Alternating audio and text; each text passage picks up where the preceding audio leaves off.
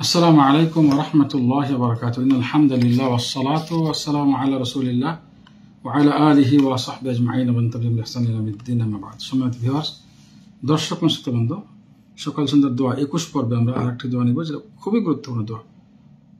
সকাল সন্ধ্যা এই দোয়া পড়তে পারলে এই যে ফজিলত, সুবহানাল্লাহ, সহিহ মুসলিমের হাদিস, এটা আমরা এর অর্থ থেকে পেয়ে যাব।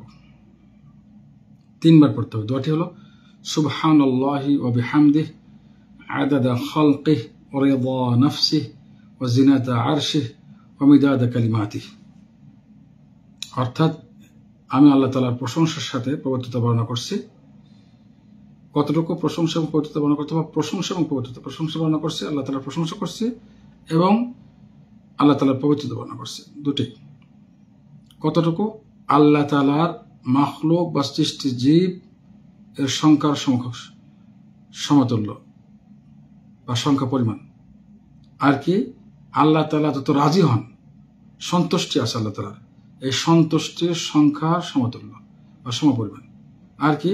আল্লাহ তাআলার আরশ আযীমের ওজনের সমপরিমাণ। আর কি?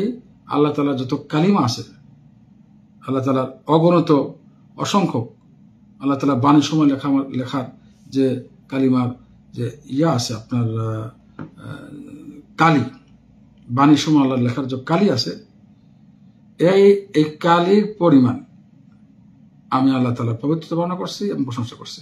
এত প্রশংসা আদায় হবে 3 বার কেউ পড়ে, যা অন্য কোনো শব্দ সম্ভব না। তো আল্লাহ তাআলার প্রশংসা এবং আল্লাহ তাআলার পবিত্রতা বর্ণনা করা হবে।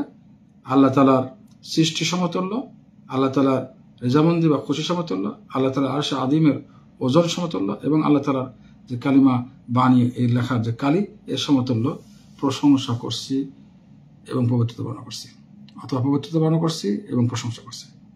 আল্লাহ তাআলা সবাইকে সকাল সন্ধ্যা এই দোয়াটি 3 বার পড়ার তৌফিক দান করুন। আসসালামু আলাইকুম ওয়া রাহমাতুল্লাহি ওয়া বারাকাতুহু। আমি আগে বলেছি, হাদিস সহিহ মুসলিমে। আসসালামু আলাইকুম ওয়া রাহমাতুল্লাহি ওয়া বারাকাতুহু।